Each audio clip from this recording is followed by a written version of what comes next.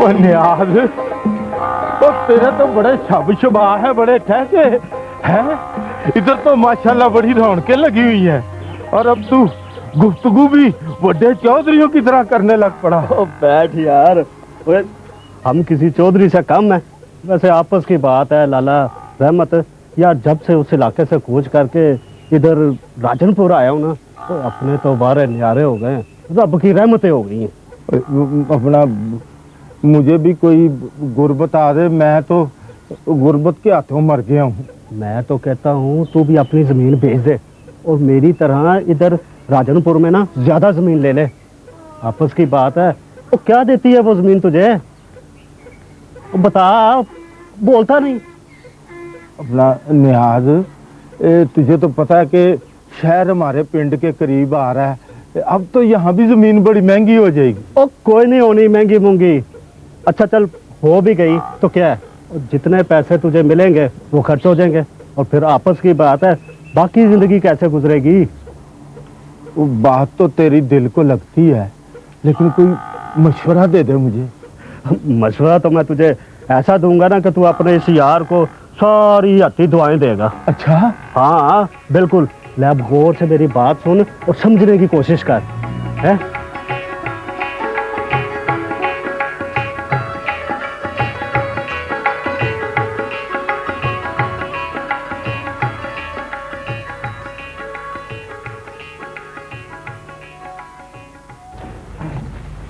हाँ भी जंगीरे, क्या बना गाड़ी का? ले आया जी गाड़ी। ठीक है। और जीप का क्या बना भाई? वो जी सईद बाट साहब ठीक कर रहे हैं, वो कह रहे हैं कि 1 घंटे बाद ठीक हो जाएगी। अच्छा ठीक है, फिर तुम जाओ उनके पास बैठो, और 1 घंटे के अंदर अंदर जीप इधर होनी चाहिए। बेहतर जी। मामू जान, गाड़ी चाहिए। गाड़ी किस लिए? कुछ किताबें खरीदनी है। अच्छा ठीक है भाई, जाओ ले जाओ। ठीक है जी।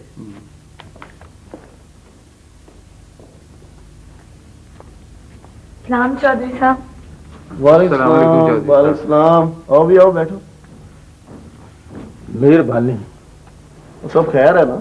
जी चौधरी साहब। जय साहब, मैं तो कल से इनको समझा समझा के तंग आ गया हूँ, इनकी समझ में मेरी बात ही नहीं आती। क्या मसला हो गया भाई, बताओ मुझे।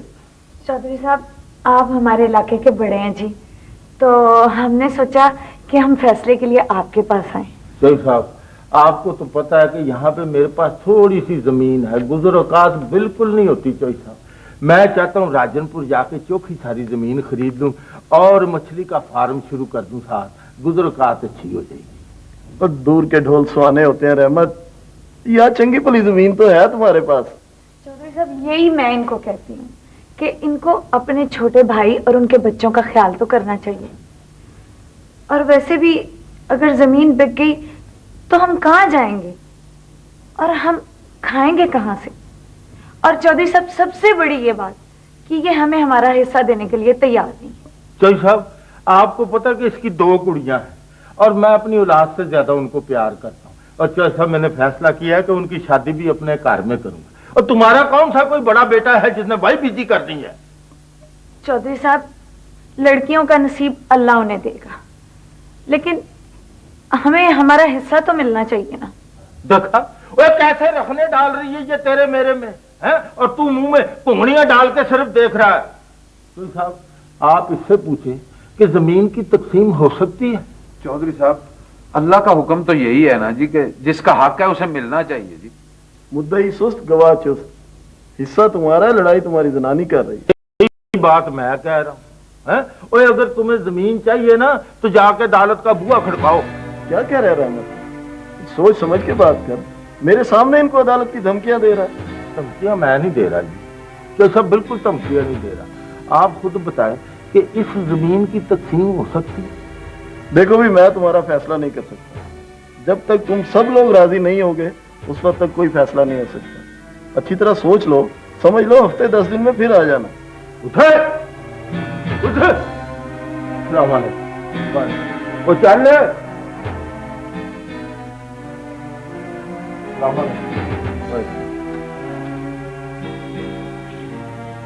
ओ भागवाने,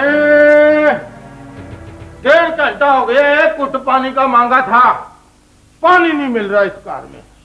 हाय, ला रही हूँ ठंडा पानी बना के लाई हूँ। ठंडा पानी बना के ला। ये शुक्र है, शुक्र है। मेरा ख्याल है रशीद और रजिया चौधरी साहब की तरफ गए। और जहाँ उनका जी चाहता है जाएं, मैंने जो फैसला करना था वो कर लिया है। पर एक बात है, वो लोग रहेंगे कहाँ?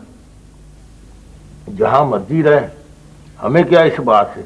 मैंने उन्हें कहा था कि राजनपुर चलो, कट्ठे वाई बीजी करेंगे, मछली का फार्म लगाएंगे, आमदन अच्छी हो जाएगी। मेरी तो एक बात है कि तुम अच्छी तरह समझ लो, सोच लो, ये ना हो कि ना हम इधर के रहें ना उधर के रहें। तुम भी अपने इस छोटे से दिमाग से अच्छे तरीके से सोच लो भागवाने, कि यहाँ हमारे पास है थोड़ी सी जमीन, इसके बदले वहां मिलेगी चोखी जमीन। जितनी जमीन होगी वाई बीजी ज्यादा होगी, आमदन ज्यादा होगी, फिश फार्म लगाएंगे, बहुत बचत होगी। सच्ची बात मेरी समझ में कुछ नहीं आया। हाँ। अस्सलाम वालेकुम। ये मैं क्या सुन रहा हूँ रहमत? आप चौधरी साहब जो कुछ सुन रहे हैं ठीक सुन रहे हैं। मैंने जमीन और मकान का सौदा कर दिया। चौधरी साहब आप ही बताएं, हम बच्चों को लेकर कहाँ जाएंगे? तो ठीक कहती है ये, और फिर इस जमीन और मकान में इनका हिस्सा भी बनता है। चौधरी साहब आपको अच्छी तरीके से पता है कि ये जमीन मैंने आबाद की थी और इसकी आमदन से ये कार बनाया था, इनका कोई हक नहीं है। और भाई कैसे हक नहीं बनता?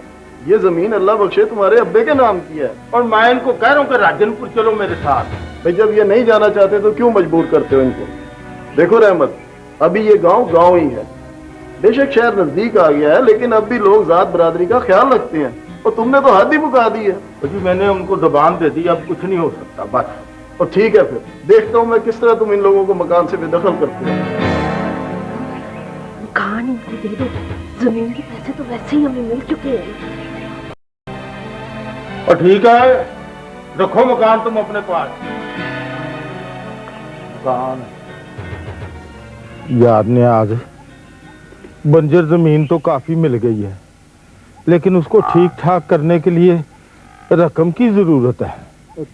थोड़े थोड़े करके रकम लगाते रहना, आपस की बात है। फसल शुरू हो गई ना तो पैसे भी आना शुरू हो जाएंगे। ट्यूबवेल का बोर बैठ गया है, पीटर भी ठीक काम नहीं कर रहा, इसके लिए तो बहुत खर्चा होगा।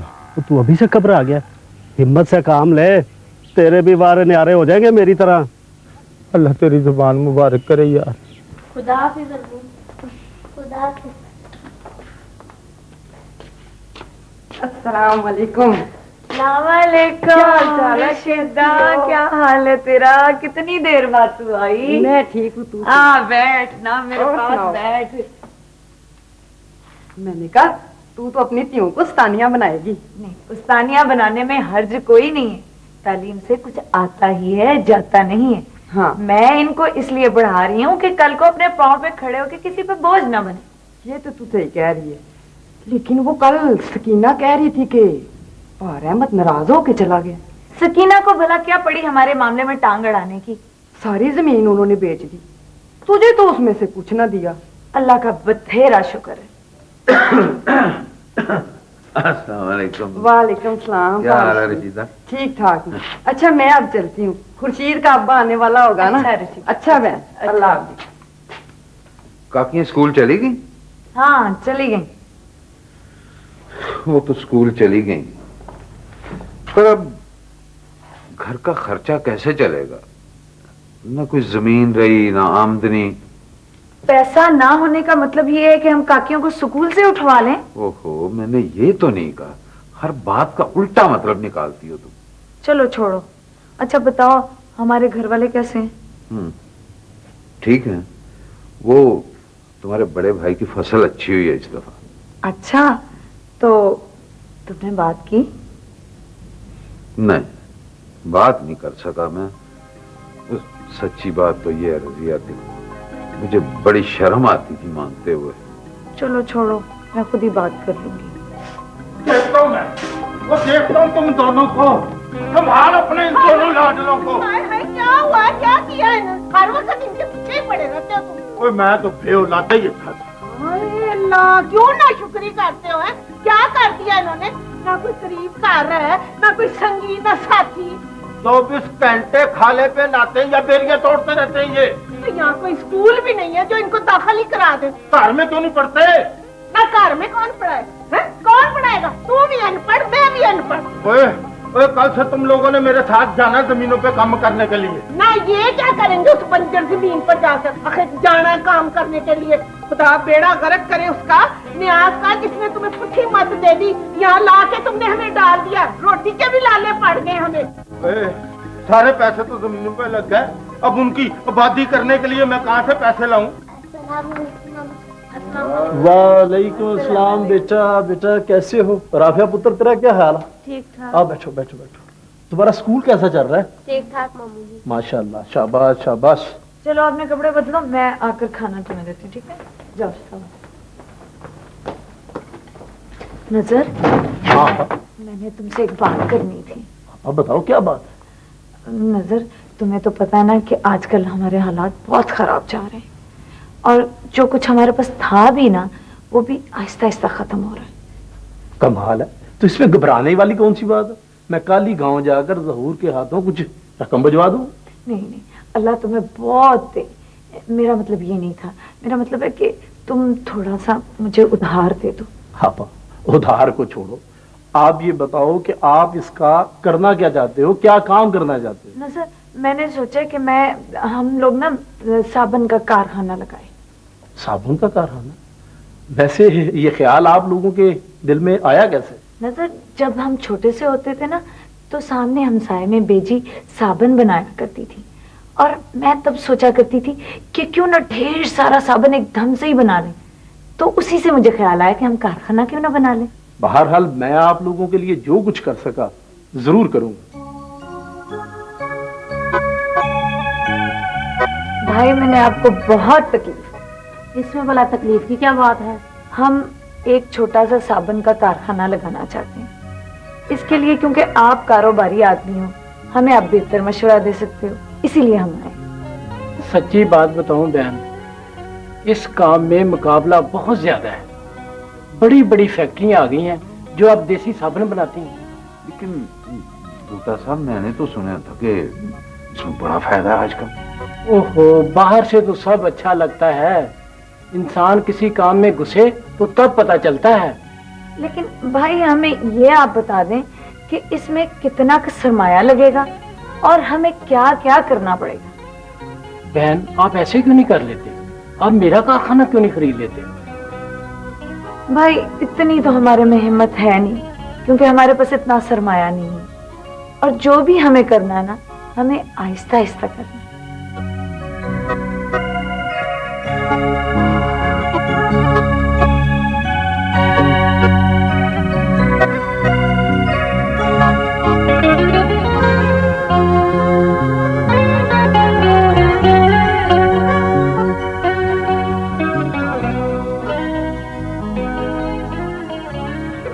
यार निहाल, मैं बड़ा मजबूर हो गया। बात तो तुम्हारी ठीक है लाला रहमत, आपस की बात है यार। वो इस वक्त पैसा तो मेरे पल्ले पे कोई नहीं। हाँ, अलबत्ता दाने शाने तुम जितने कहो मैं देने को तैयार हूँ। मेरे से बहुत बड़ी गलती हो गई है, अच्छी भली जिंदगी गुजर रही थी। आपस की बात है लाला रहमत, मैं तो ये समझ रहा था कि जमीन खरीदने के बाद तुम्हारे पास 2-3 लाख होंगे, जिससे तुम इस जमीन को आबाद कर लोगे। मैं जरा ही बैंक भी गया था कर्जा लेने के लिए, लेकिन बैंक वालों ने कहा है कि पहले अपनी जमीन पे पानी का बंदोबस्त करो, फिर तुम्हें कर्जा मिलेगा। यार, तू ऐसा क्यों नहीं करता कि अपने भाई रशीद के पास चला जा? तू बता रहा था कि उसने कोई साबुन का कारखाना लगाया और काम भी अच्छा चल रहा है। किस मुंह से उसके पास जाऊं? तुझे पता नहीं है, मैंने बड़ी ज्यादती की है उसके साथ। हाँ, आपस की बात है। चल खैर, तू ऐसा कर, दाने शाने तो तू ले जा, बाकी कुछ करते हैं। घबराने की जरूरत नहीं।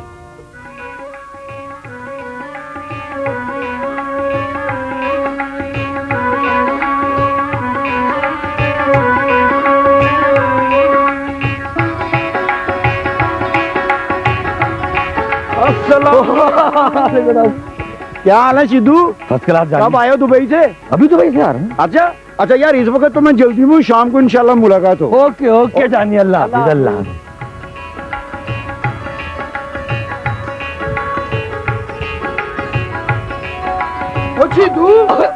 ओ सिद्धू तुम, ओ क्या हाल है? बड़ा मोटा हो गया यार तू। और ठीक ठाक हो? और फर्स्ट क्लास।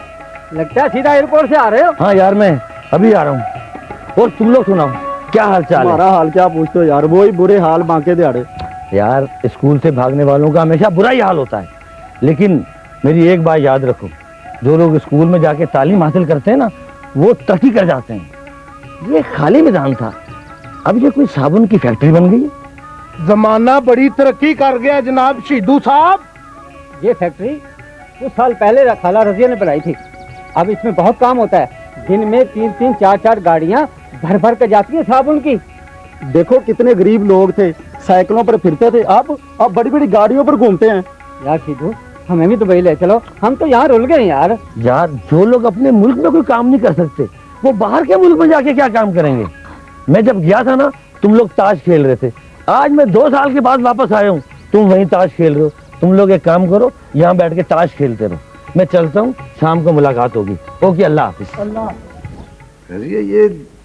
ये लगता है कि इन्होंने कुछ फिर ये देखो, ये कास्टिक सोडे में कुछ गड़बड़ की हुई है इन्होंने। बेईमान ना हो कहीं के। मुझे तो ऐसे लगता है कि ये हिसाब में इसी तरह गड़बड़ करते रहते हैं कुछ ना कुछ। मैंने तो एक बात पर नजर रखी। ये पहली दफा हुआ है कि मैंने इनको मटेरियल लेने भेजा, और पहली दफा ये हो गया। बाल आइंदा से मैं ऐसे नहीं होने दूंगी। वालेकुम सलाम, वालेकुम सलाम। ओ भाई, शुक्र है भाई। ठीक हो तुम सुनाओ? ठीक हो? बैठो बैठो। ओ बिस्मिल्लाह। आपा बड़ा अच्छा किया आपने, हम तो सुबह का आपका ही इंतजार कर रहे हैं। ओए शहर का तो ऐसे ही बहाना किया था, असल में मुलाकात तो आप लोगों से करनी थी। बस आप लोगों ने भी ना कसम खा लिया हमारे पास नहीं आना। नहीं आपा, काम इतना फैल चुका है कि हम एक दिन के लिए भी कहीं नहीं जा सकते, और इतने साल हो गए हमें फुर्सत ही नहीं मिलती कि हम कहीं जा सकें। आपका काम देख के बड़ी खुशी हुई है। रहमत भाई, अल्लाह ने बड़ा करम किया हुआ हम लोगों पे। आपा, आप बच्चों को नहीं लाए? वो बस इस वक्त तो हम जल्दी में आए ना, फिर कभी ले आएंगे बच्चों को भी। वो रहमत भाई, वो जमीनों की क्या पोजीशन है? क्या पूछते हो, कसम ले लो जो वहाँ एक दाना भी हुआ हो वैसे की वैसे वीरान पड़ी। हाय हाय, ना क्यों ना शुक्रे बनते हो, हैं? गुजारा तो हो ही रहा है ना, और फिर जमीन को आबाद करने के लिए वक्त तो लगता ही है ना। तुम लोगों ने बड़ा अच्छा किया जो तियों को पढ़ा लिखा लिया है। वहाँ तो कोई स्कूल भी नहीं है, और वैसे भी नजीरे और फीके का पढ़ाई में दिल ही नहीं लगता। तो और क्या, हमारे बच्चे यहाँ होते तो उनको भी इल्म की रोशनी मिल जाती। वहाँ तो स्कूल भी पाजी 4 मील दूर है। इसीलिए तो मैं कहता था रहमत भाई कि यहाँ आ जाओ, इकट्ठे रहते हैं, गुजारा हो जाएगा। अल्लाह का बड़ा करम है यहाँ। बस जो मेरे रब को मंजूर था वही होना था ना। बंदा जब अन्नी गली में घुस जाता है ना, तो फिर चलता जाता है, सोचता है कि शायद कोई बाहर निकलने का रास्ता मिल जाए।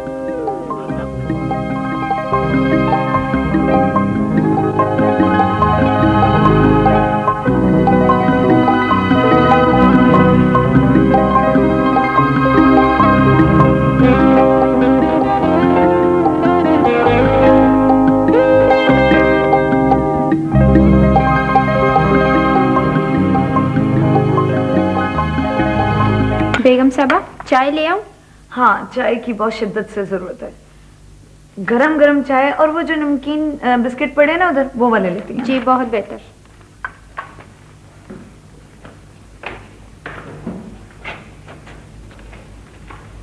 अस्सलाम वालेकुम मम्मी। अस्सलाम वालेकुम बेटा। अस्सलाम वालेकुम मेरी चंदा।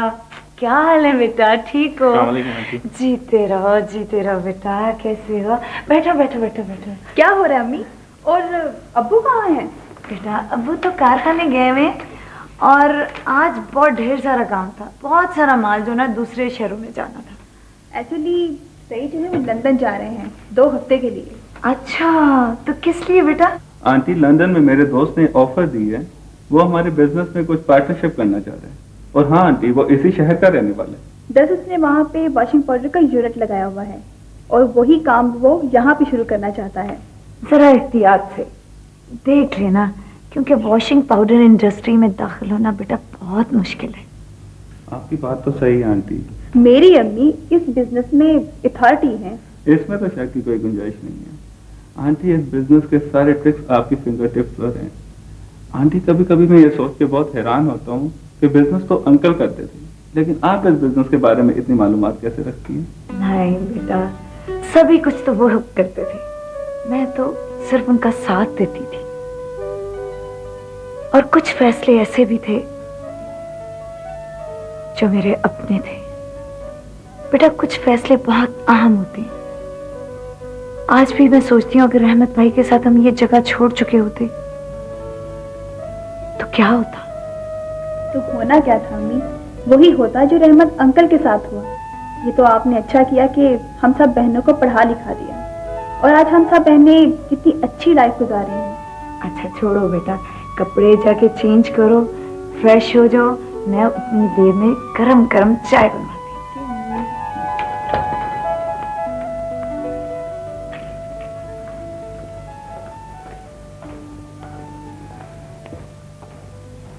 ऐ अल्लाह, तू रहमत भाई पे अपनी रहमत नाज़िल फरमा। ऐ परवरदिगार, तू उसका हाथ पकड़ ले। मैंने उसे माफ कर दिया है अल्लाह, तू भी उसे माफ कर दे।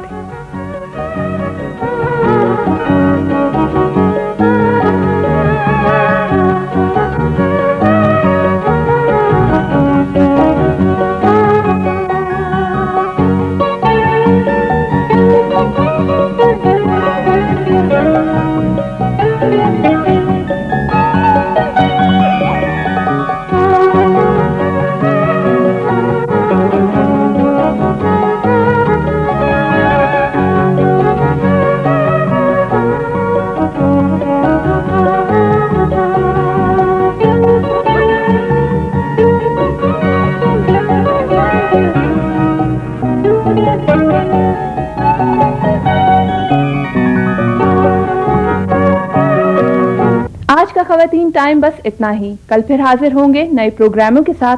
अपनी मेजबान को इजाजत दीजिए। अल्लाह हाफिज।